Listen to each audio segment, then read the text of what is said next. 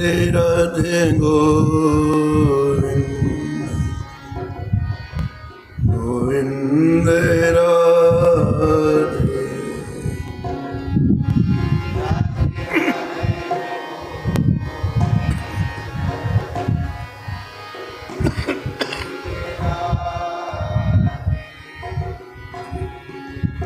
Radhe Radhe Govind,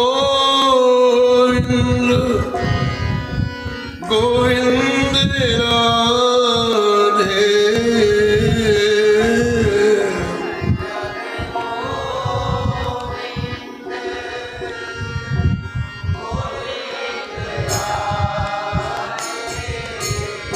Hey Radhe Radhe Govind,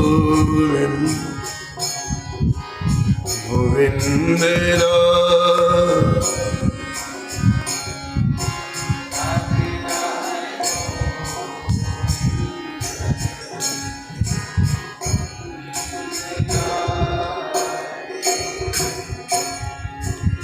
Govind Radhe bolo, Gopal Radhe.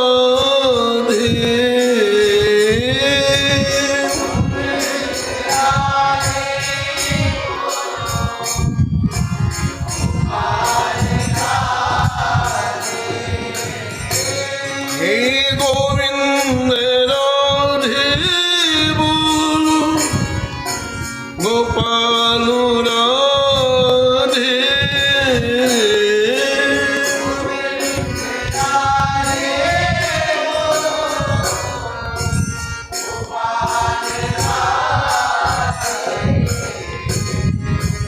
Radhe Radhe Govind, Govind Radhe.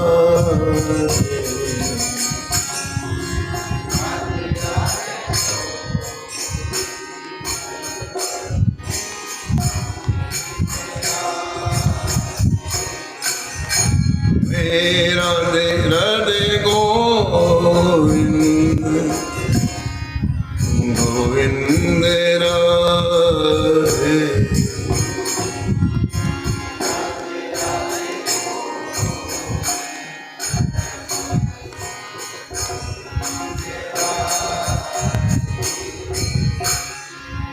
Govind Radhe bolo, Gopal Radhe.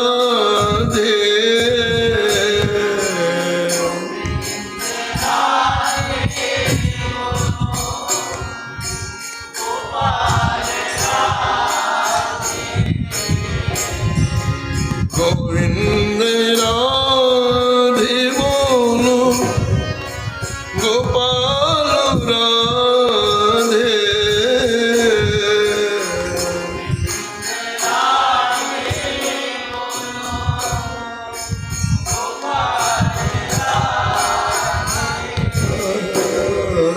Radhe Radhe Govind Radhe.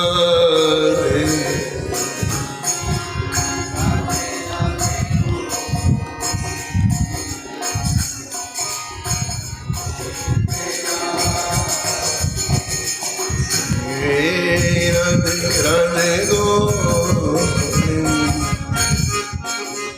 Govind Radhe.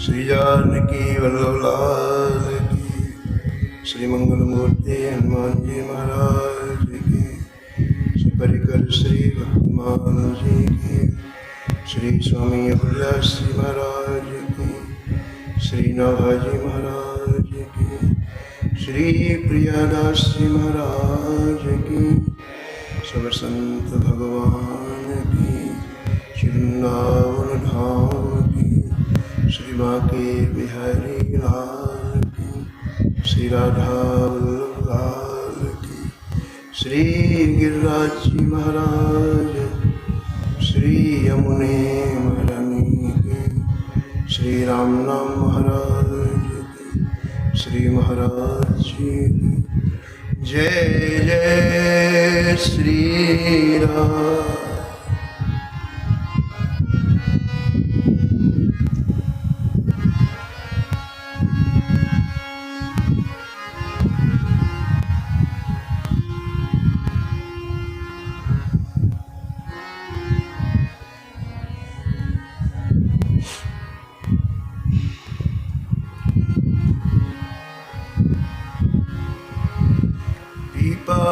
Pratap जगवासना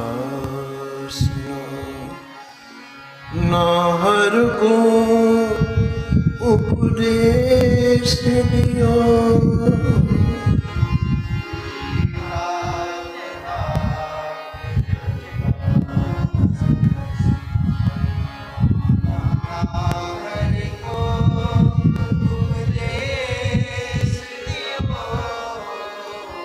प्रथम भवानी भक्त मुक्ति मांगन को धारो।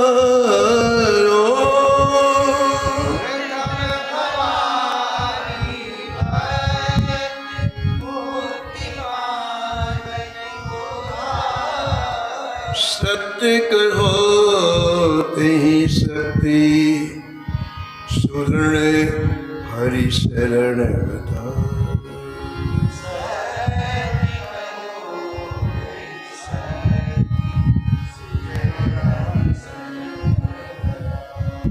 श्री रामानंद पद पाए भयो अति भक्ति की सीमा।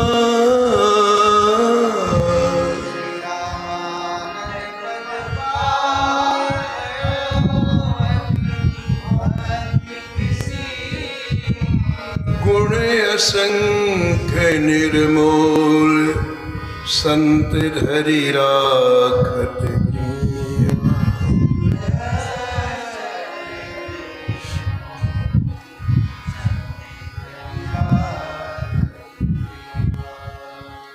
परशु प्रणाली सरस भई सकल विश्व मंगल किया।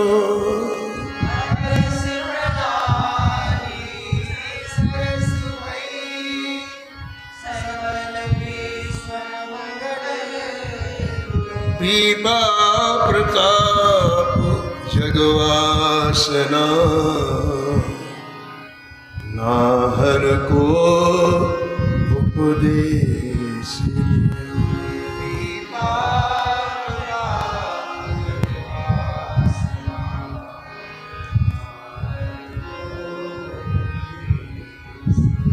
नाहर को उपदेश।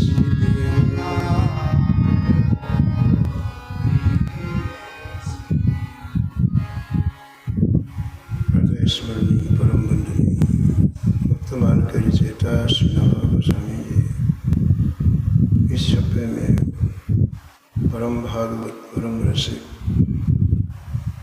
श्री पीपाजी महाराज का स्मरण करते हुए निष्कर्ष के रूप में कहते हैं कि पीपाजी ने के खूंखार सिंह को परम भागवत बना दिया। अपने दर्शन से उसके कान में भगवान नाम सुना करके अंतःकरण की समूल हिंसात्मक वृत्तियों को आपने समाप्त कर दिया। उसके अंतःकरण में दिव्य गुण प्रकट हो गए। और वो सिंह जो हजारों मनुष्यों को खा चुका है, जिसकी आंखों में रक्त टपकता रहता था क्रोध के मारे, आज उसकी आंखों से अश्रु बिंदु गिर रहे हैं। आज वो पश्चाताप कर रहा है।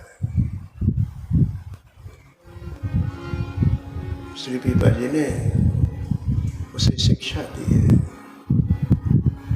जो चला गया उसके बारे में सोचने से कोई लाभ नहीं।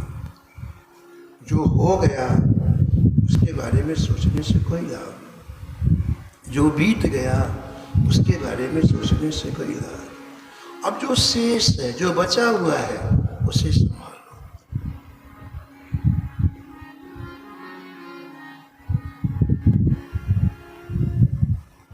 चित्त की वृत्तियों को एकाग्र करके, मैंने तुम्हें नाम जो सुनाया है, तुम अपने मन को सुनाओ। सबसे खतरनाक ये मन है, इसको नाम सुनाना है। मन को सुनाओ।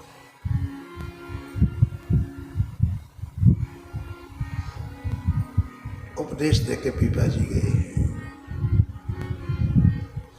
और वस्तुतः एक सप्ताह तक उसने संपूर्ण वृत्तियों को एकाग्रित करके, खान पान की सुध भुला करके, अपने मन को नाम सुनाते सुनाते भगवत धाम की यात्रा।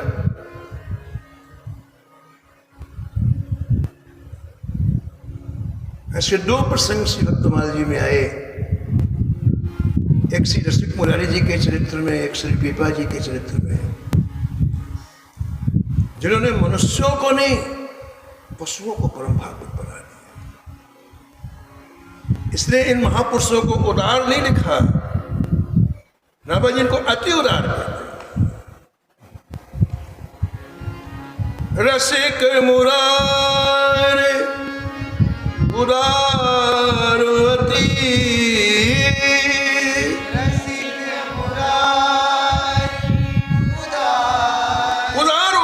किसी मनुष्य को भजन परायण बना दे, लेकिन अति उदार जो पशुओं को। रसिक मुरार उदारवती,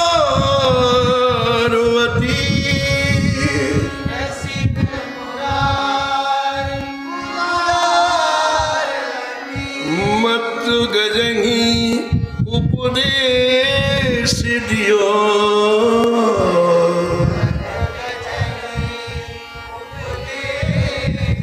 मत गजही उपदेश।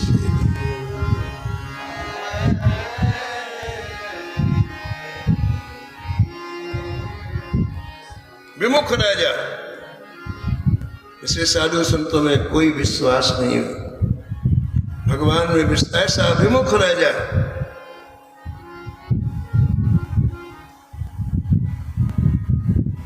श्री रसिक मुरारी जी गुरुदेव की आज्ञा से उसके पास मिलने के लिए गए।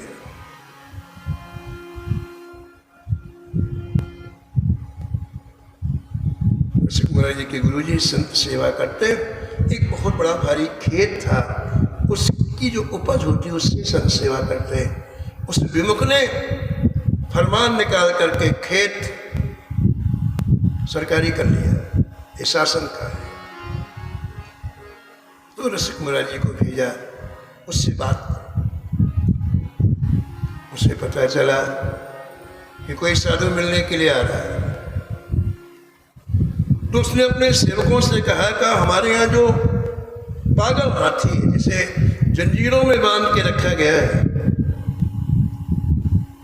उसको खुलवा दो। और वैसे नहीं, उसको पहले मदिरा पिलाओ फिर खुलाओ। सारी दुकानें बंद करा दो, मार्केट बंद करा दो, और वो साधु जिधर से आ रहा है उधर उसको दौड़ाओ। मैं अपनी आंखों से उसे मरते हुए देखना चाहता हूं। हाथी पैरों के नीचे कैसे रौंदेगा, उसको मैं देखना चाहता हूं।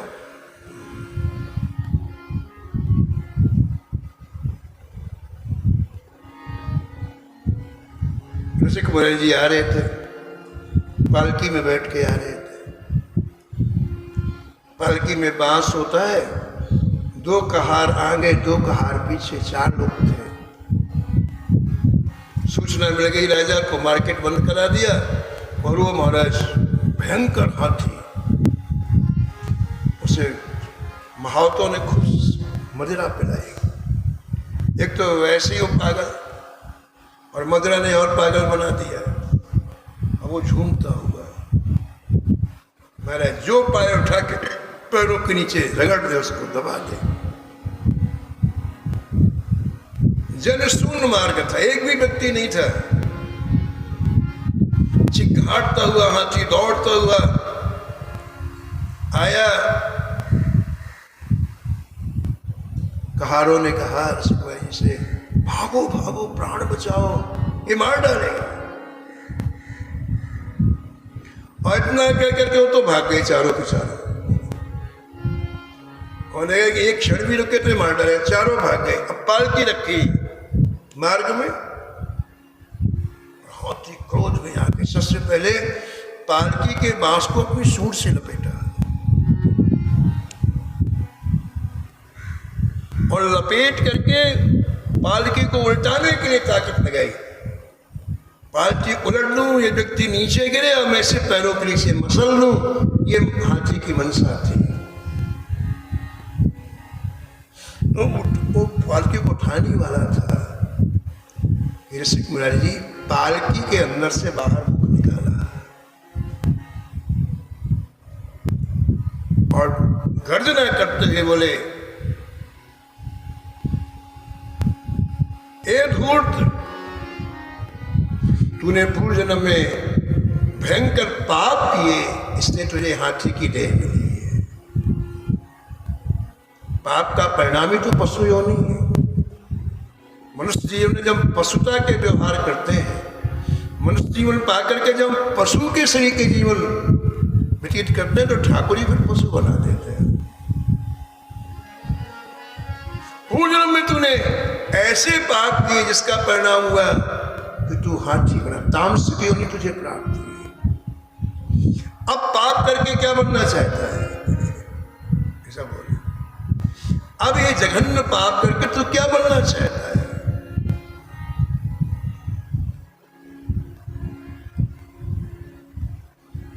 ऋषिक कुमार जी ने गर्जना करते हुए इन शब्दों को कहा।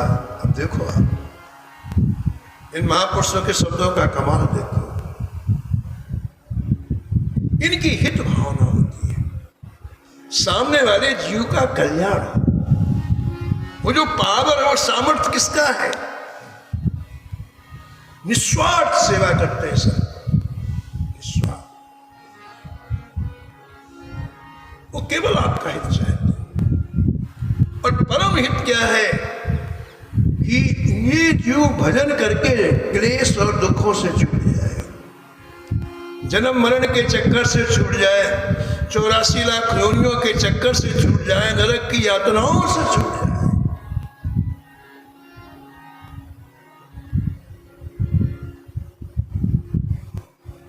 तो ऋषिक जी के इस शब्दों का प्रभाव पड़ा,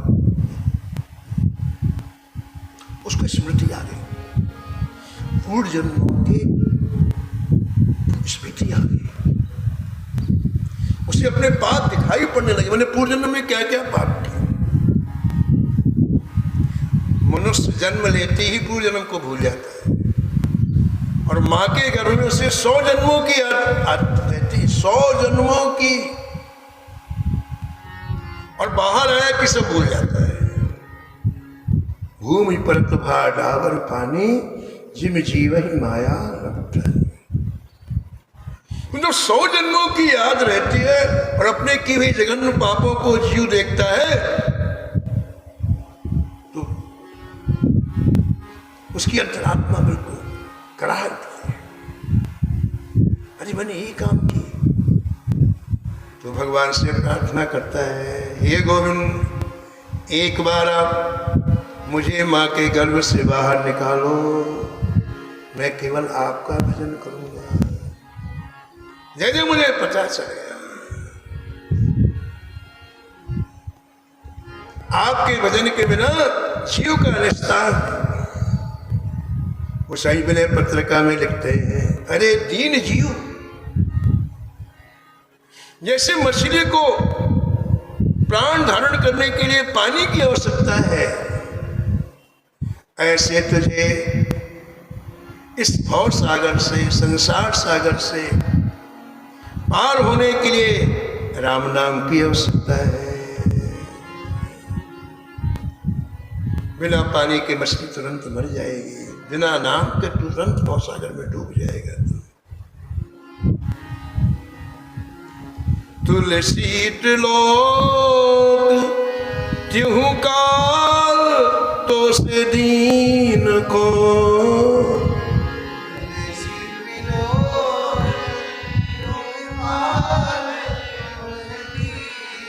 तुलसी त्रिलोक त्यों काल तो से दीन को,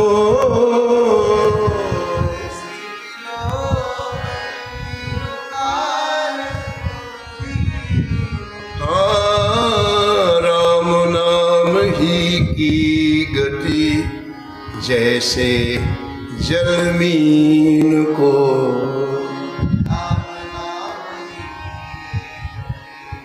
जैसे जलमीन को, जैसे जलमीन।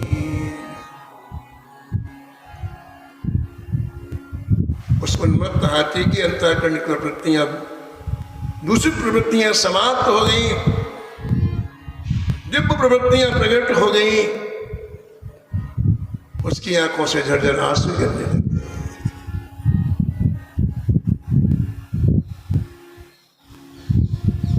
और उसने पालकी के सामने अपना सिर रख दिया।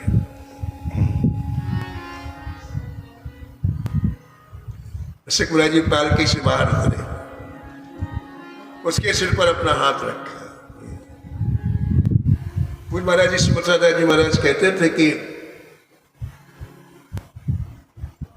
इस हाथी को वैष्णव बनाया, तिलक लगाया रसिकमुनि जी ने। अब कंठी पहनानी थी। अब रसिक भाई के पास कंठी थी तो सही, लेकिन मनुष्य वाली थी।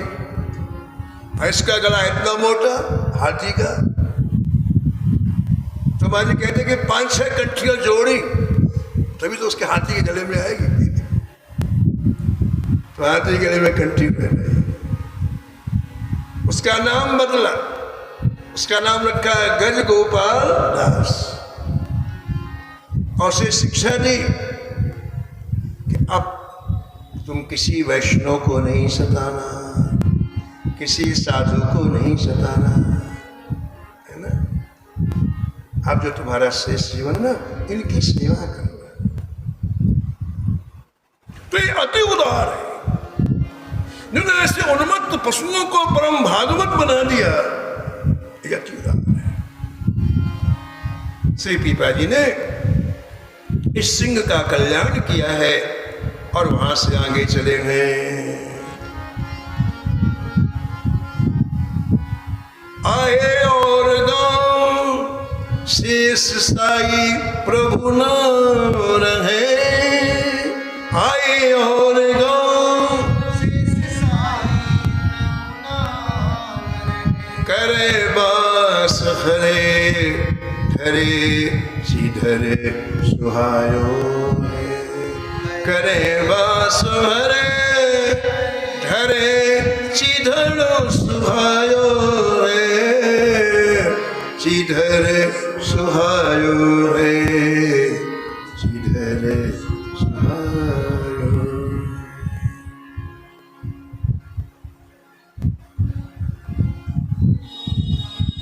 जंगल से नीचे उतरे, देखो वहां गांव आया जहां से साई भगवान का मंदिर था।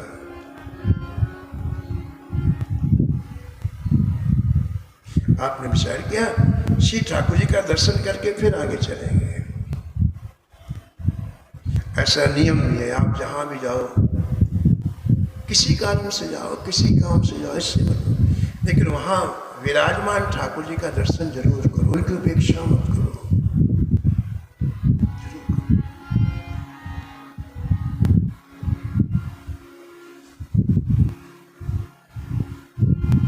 श्री डोंगरे जी महाराज का नियम था, जहां भी भागवत करते हैं उस शहर में जितने मंदिर होते हैं सबका पूजन करवाते, कथा के पहले। जहां भी भागवत करते तो कथा के पहले मैंने 25 मंदिर है किसी शहर में या किसी नगर में या किसी गांव, सबका पूजन करवाते, उनकी उपेक्षा, उनका सम्मान। पीपा जी महाराज शेष साई मंदिर का दर्शन करने के लिए उस गांव में गए हैं।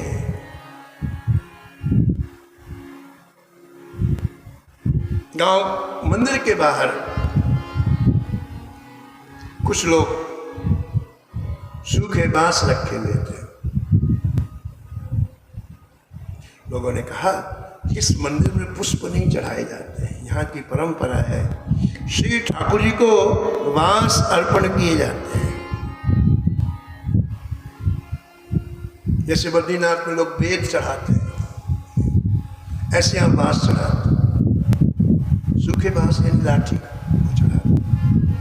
तो जो चीज़ जहाँ लगती व्यापारी लोग वही रखते हैं। तो कई दुकान थी बांसों की, सूखे बांसों की। तो पीपा जी को पता चला कि यहाँ से साईं भगवान में बांस चढ़ाए जाते हैं। तो सामने वाले व्यापारी से कहा भैया हमको भी दे दो, एक बांस हमको भी दे दो।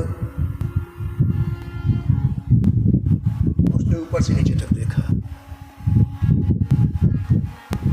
समझ गया बाबा जी के पास कुछ है नहीं। बाबा पैसे ऐसे हैं, पैसे हो तो बात कोई आगे बढ़ो।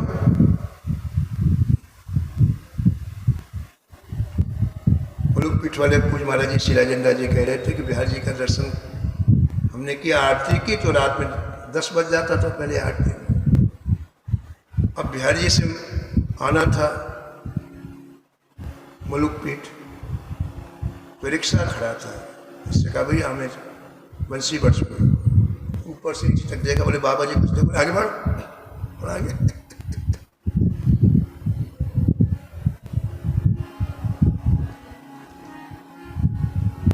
तो उसने खूब खरी खोटी सुनाई, खूब खरी खोटी सुनाई। व्यापारी ने पैसा ऐसा है नहीं, लेने के लिए आ गए और सुनते रहे पीपा जी ऐसे। बोले बाबा क्या खड़ा है, जा जंगल और वहां से हरे बांस काट लिया और वही सूख जाएंगे तो अर्पण कर देना मंदिर में। यहाँ क्यों खड़ा हो, जा यहाँ से जंगल जा, जंगल में मिलते हैं हरे बांस फ्री में। तो पीपा जी ने कहा कि हम इन्हीं को हरे बना देते हैं, तुम्हारे पास बांस रखे हुए हैं। और पीपा जी ने दृष्टि डाली, उसके बाद सैकड़ों बांस थे, सब में जड़ निकल आई, हरे हरे पत्ते निकल आए, वो जंगल में ऐसे हो गए। वो घबराया, अब मेरे बांस बिकेंगे नहीं, यहाँ तो सूखे बांस से साईं भगवान को चढ़ते हैं। और जब धक्का लगता है तो समझ आती है। अब वो चरणों में लौट गया, बोले महाराज मैं तो मर गया, इनको पहले सरीके कर दो, चाहे 5 ले लो 10 ले लो, पहले सरीके कर दो, मेरी तो दुकान ही सत्यानाश हो गई, चौपट हो गई। पीपा जी ने कहा पहले सरीके तो हो जाएंगे, लेकिन तेरे को एक प्रतिज्ञा करनी पड़ेगी, कभी किसी साधु संत से पैसा नहीं मांगेगा। शेष साईं भगवान का आपने दर्शन किया है। ऐसे विमुख जीवों को ये महापुरुष सम्मान में लाते। ये जीवों को अपने कल्याण की चिंता ही नहीं है। इतने अधिक पाप होते हैं कि व्यक्ति यही समझता है कि संसार ही सब कुछ है, हमें कभी मरना ही नहीं है, पैसा संपत्ति संतति बस यही कुछ है, और इसी में मर जाता है, फिर जन्म लेता है। महापुरुष सुधारते हैं उसके चिंतन को, उसकी वृत्तियों को। प्रियदास जी कहते हैं शेष साईं भगवान का दर्शन करके आप बाहर आए तो आपने पूछा भैया आसपास कोई संत रहते हैं क्या? संत दर्शन की भूख बड़े बड़े प्रेमियों को रहती, बड़े बड़े। संत मिलन सम सुख कछु नहीं। संतों के हृदय में ऐसा दिव्य रस है जो कहीं है ही नहीं। देखो आप दिव्य द्वारका से आए अभी, लेकिन संत दर्शन की कैसी भूख है। भैया आसपास कोई संत रहते हैं क्या? लोगों ने कहा हाँ महाराज, यहां से ज्यादा दूरी नहीं है, बस 8-10 किलोमीटर की दूरी पर बड़े ही रसिक संत रहते हैं, भावराज में निमग्न रहते हैं, निरंतर डूबे रहते हैं। और उन्हें आश्चर्य की बात है कि वो आकाश वृत्ति से रहते हैं लेकिन संत सेवा करते हैं, संत सेवा।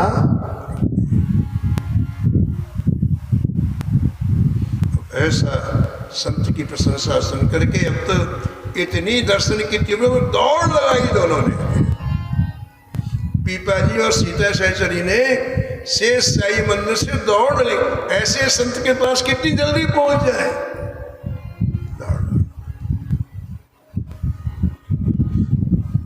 उधर क्या हुआ, ग्रंथकार वर्णन करते हैं कि श्री श्रीधर जी के महाराज जी के पास संत आते ही रहते,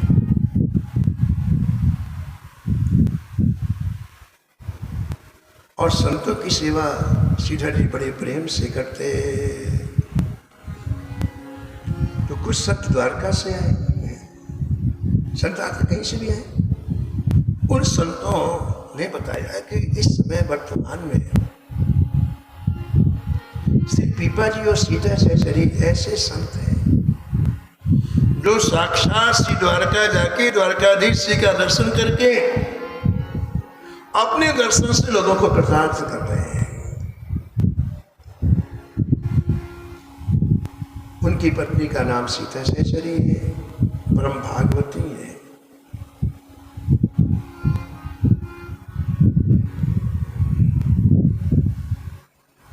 और हमने सुना है कि वो इधर ही आ रहे हैं, संतों ने कहा। तो बहुत खुशी हुई श्रीधर जी को। देखो संत ही सब जगह खबर पहुंचाते हैं, सब जगह, क्योंकि विचरण करते ही रहते हैं। तो आपने अपने ठाकुर जी से कहा कि ठाकुर जी कृपा करो हमें भी इनका दर्शन हो जाए। जो आपके पास रह करके आए हैं दिव्य द्वारका में, उनका दर्शन हमें भी हो जाए। आप ऐसा अनुग्रह करो। और आप रोज प्रतीक्षा करते हैं कि आ जाएंगे, आ जाएंगे, आ जाएंगे। इनको दिव्य सत्संग करने की इच्छा। संत का मिलना क्या है? सत्संग। सत्संग कई स्तर होते हैं। आप बताओ, जो 7 दिन ठाकुर जी के समीप में रह करके आए, उनका सत्संग कितना ऊंचा होगा, कितना दिव्य होगा। इसलिए आप रोज प्रतीक्षा करते कि आ जाने वाले हैं, आ जाने वाले हैं। इसमें प्रियादास जी लिखते हैं, श्रीधर जी उनकी पत्नी का नाम चित्राणी जी, और दोनों बाट जो हो रहे हैं, दोनों प्रतीक्षा कर। हमारे वृंदावन में एक बहुत ऊंची वे संत थे, श्री कृष्ण शरण जी महाराज।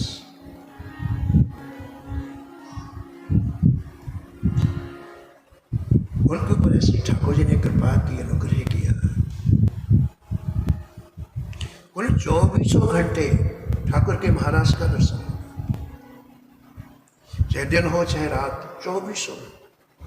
और खुली हुई आंखों से, उन्हें आंख बंद नहीं करनी पड़ती थी।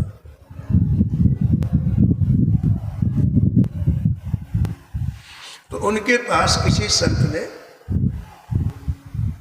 जाके कहा कि भाई बिहारी जी में हम लोग भक्तमाल की कथा सुनते हैं, हमको बहुत रस आता है। तो महाराज जी ने संत को भेजा यहाँ पर, उनसे कह रहा है कि हमको कथा सुननी है, आप कृपा करके कुटिया पधारो। मुझको बड़ा अच्छा लगा इतने महान संत के मन में कथा सुनने की इच्छा। मैंने कहा हाँ, मैं कल जरूर आऊंगा। तो जाना था, इतने में कोई आश्रम में आ गया, उससे बात करनी पड़ी। वो भी महात्मा थे। जो समय दिया था उसमें करीब आधा घंटे का विलंब हो गया। जब मैं वहाँ दास वहाँ गया तो महाराज जी बाहर खड़े। और महाराज जी ने कहा कि हम आपकी ऐसी प्रतीक्षा कर रहे थे जैसे प्यासा व्यक्ति पानी की प्रतीक्षा करता है। बोले कहीं पत्ता भी खड़खड़ाए तो हमको लगता कि आ गए महाराज जी, कथा करने के लिए आ गए। ये प्रतीक्षा ये अंदर के रस को बताती है, कितनी सुनने की व्याकुलता है। सबरी ने 10,000 वर्ष तक प्रतीक्षा की राम की, 1 दिन नहीं, 2 दिन नहीं, 3 दिन नहीं, 4 दिन नहीं, प्रतिदिन मार को हारती, मार को लीपती, आज राम आएंगे, आज राम आएंगे, आज राम आएंगे। ऐसी श्रीधर जी और चिदरानी जी दोनों आज पीपा जी आएंगे, आज पीपा जी आएंगे। इसमें लिखने प्रियादास दो तिया पति देखे, दो तिया पति देखे, आए भागवत पे, दो तिया आए भागवत पे, घर की कुगति रति साची ले दिखाई है, कुगति रति साची ले दिखाई है, साची ले दिखाई है, साची ले दिखाई है।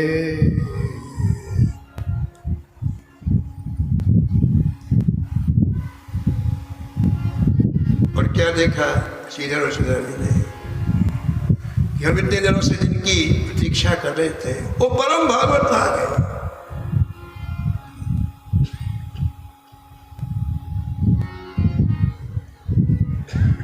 बहुत हर्ष।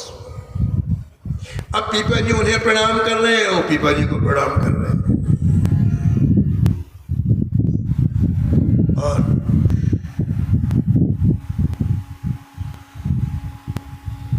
वृक्षों के नीचे ही आपने आसन बिछा दिया और वहीं विराजमान कर रहे। एक मिट्टी का छोटा सा घर था, छोटा सा घर, उसी में दोनों रहते थे। बाहर वृक्षावली थी, संत आते तो वृक्षों के नीचे ठहरते थे, वहीं प्रसाद बन जाता, वहीं संत पाते हैं।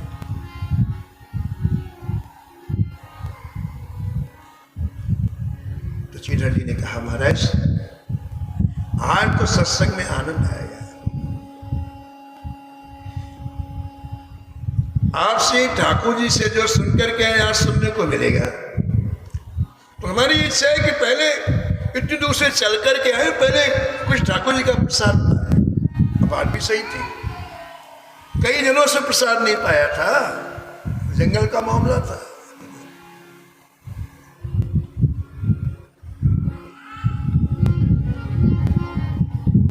तो पास में ही सरोवर था, पीपा जी और सीता से चली सरोवर में स्नान करने चले गए। अब सीता जी ने अपनी पत्नी से कहा देखो जल्दी से जल्दी भगवान का प्रसाद बनाओ, क्योंकि ये भूखे हैं, जल्दी करो। प्रियादास से कहते हैं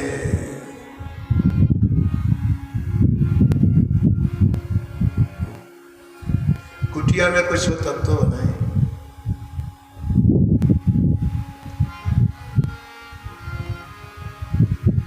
भजन में इतने डूबे रहते दोनों, आज के लिए क्या है, कल के लिए क्या है, उसका ख्याल ही नहीं रहता। चित्त की वृत्ति इतनी समाहित रहती ठाकुर जी में, इस शरीर का क्या होगा उन्हें कोई पता नहीं। शरीर की चिंता होती तो खाने पीने की चिंता होती है, रहने की चिंता होती है, वस्तुओं की, पदार्थों की चिंता होती है, साधनों की चिंता होती है।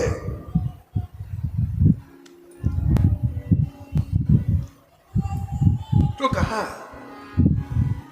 ने कि भगवान अभी इस समय अपने पास अन्न का दाना नहीं है, और ऐसे समय पता चलता है कि आपकी प्रीति कैसी है।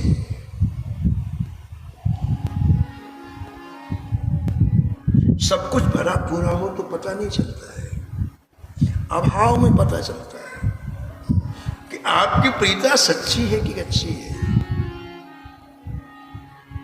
तुरंत प्रियदासी ने कहा कुछ भी नहीं है, लेकिन रति सच्ची है, लगाव सच्चा है, समर्पण सच्चा है संतों में इन दोनों का। रति साची ल दिखाई है, रति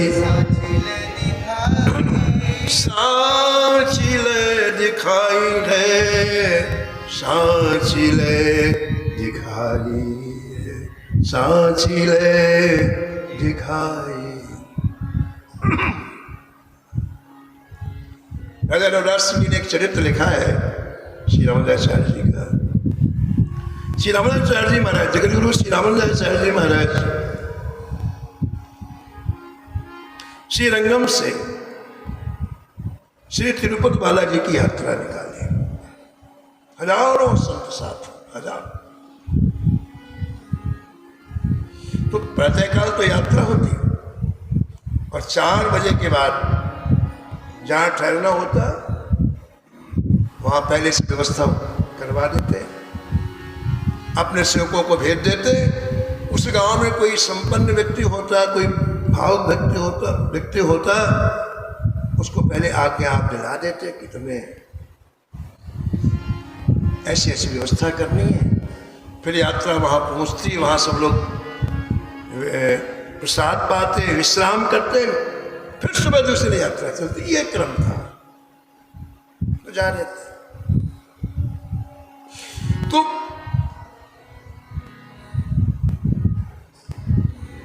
सायंकालीन आपने अपने 2 शिष्यों को बुलाए, बोले आगे जो गांव आएगा वहां एक संपन्न व्यक्ति हमारे शिष्य है, जाओ उनसे और जाओ उनसे कहो कि 1000 संत लोग आ रहे हैं, उनके ठहरने की, रहने की और भोजन की व्यवस्था करनी है। तो 2 लोग दौड़ करके आगे चले गए। यात्रा तो धीरे धीरे चलती है। गांव में उस व्यक्ति का पता लगा, संपन्न व्यक्ति था, सब जानते थे।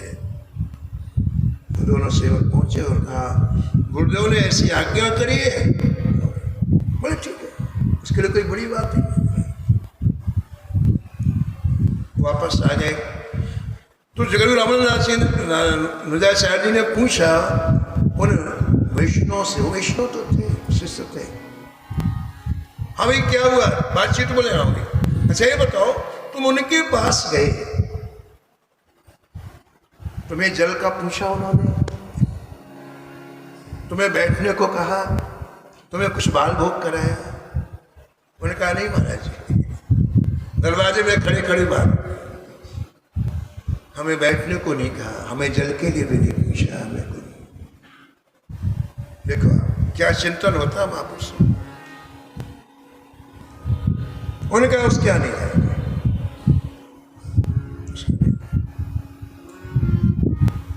इसकी संत में कोई रुचि नहीं।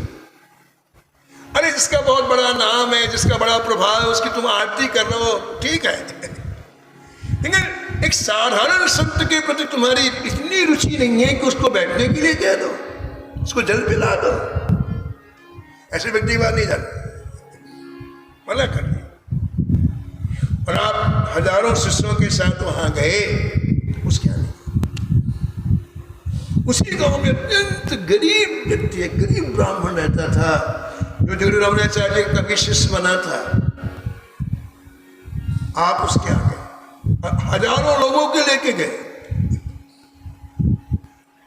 और जैसा कि अभी आपने सुना कि बाहर खूब वृक्षावली रहती थी महाराज, और संत वृक्ष के नीचे चढ़ जाते। उस गरीब ब्राह्मण के छोटे से घर में खड़े होकर के आपने नारायण नारायण नारायण नारायण 3 बार कहा। घर में ब्राह्मण नहीं था, ब्राह्मण की पत्नी थी। उसकी क्या स्थिति थी? ब्राह्मण तो भिक्षा मांगने गया था और उसकी स्थिति थी, वो जो कपड़े पहन के रखी थी, एक ही वस्त्र था, एक ही साड़ी थी, वो 50 जगह से कटी हुई, इतनी जीर्ण सी। यानी क्या कहा जाए, वर्णन नहीं किया जा सकता। तो आवाज नारायण नारायण की आई तो उसको पहचानने की गुरु जी, अब क्या करूं, शरीर ढकने लायक वस्त्र नहीं है, गुरु जी बाहर खड़े, क्या करूं। तो ग्रंथकार लिखते हैं कि रामानुजाचार्य समझ गए इस पास वस्त्र नहीं है, शायद बाहर खड़े खड़े समझ गए। तो आप जो उत्तरी ओढ़े हुए थे उसको निकाला, और निकाल करके, पहले दरवाजे ऐसे बनते थे, अब फिक्स नहीं बनते थे, गैप होता था, चौखट वाले दरवाजे बनते तो उनमें थोड़ा बहुत गैप होता था, अब तो फिक्स बनने लग गए। तो उसमें जो थोड़ी संद थी उससे आपने अपना उत्तरी अंदर फेंक दी। उस ब्राह्मण की पत्नी ने उत्तरी लपेटा शरीर में और बाहर आई, गुरुदेव के चरणों में प्रणाम किए। गुरुदेव ने क्या आज्ञा करी, क्या देखो आज हम सब लोग प्रसाद तुम्हारे यहाँ ही पाएंगे।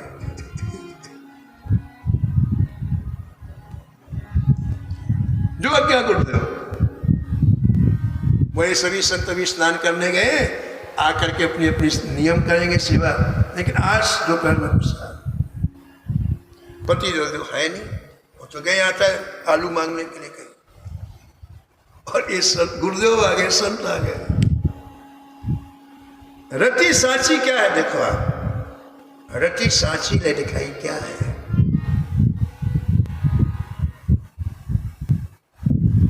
चुपचाप वो ब्राह्मणी एक व्यापारी के यहाँ गई,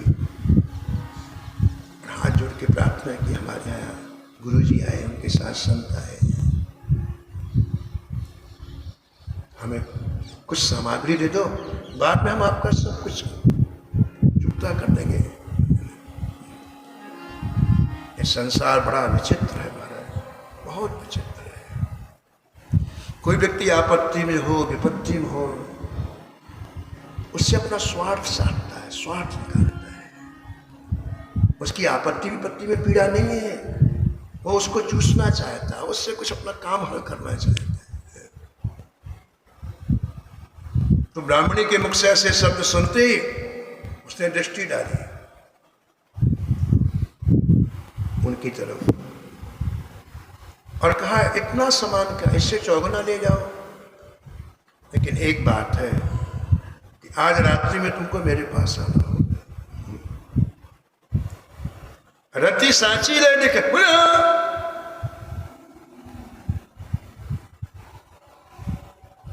अब तुम्हारा खूब सामान व्यापारी ने भेज दिया, अनेक तरह के पदार्थ बने, भोग लगा ठाकुर जी को, बड़े प्रेम से सब 1000 संत बैठे हुए, और तब दोपहर में 2 किलो आलू 2 किलो आटा लेके ब्राह्मण जो था ऐसे पोट दिया। और जैसे इतने परम वैष्णव को देखा,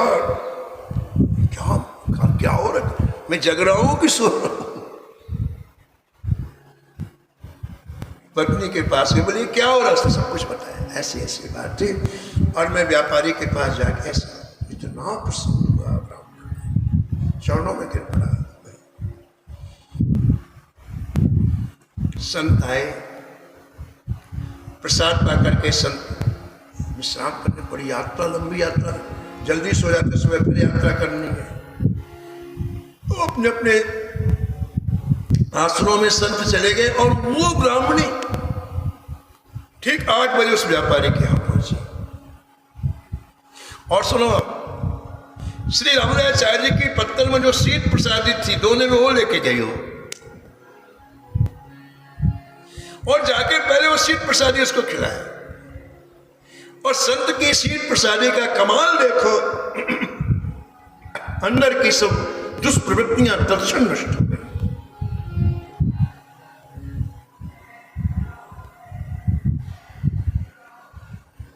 तक्षण वो ब्राह्मणी के चरणों में गिर पड़ा, कहा, मैं बहुत बड़ा महापाप करने वाला था, मुझे बचा लिया, इतनी बड़ी कृपा की। बोले, मेरी कृपा नहीं है, ये जो हमारे यहाँ गुरु जी आए उनकी कृपा है। ब्राह्मणी हाथ पकड़ के उसको लाई, गुरु जी के चरणों में डाल दिया और गुरु जी ने उपदेश दिया और परम भागवत बन गया। रति सांची ने दिखाई, संतों से प्रीति होती है, इतने अभाव में भी सेवा कर कैसे हो जाती है। देखो ये सच्ची रति है। ऐसे देखो ये दोनों आए हैं, उनकी सेवा कैसे करेंगे श्रीधर जी, बड़ा मार्मिक प्रसंग है, लेकिन आज नहीं, आप कल श्रवण करेंगे। नमो नमो श्री भक्त सुमा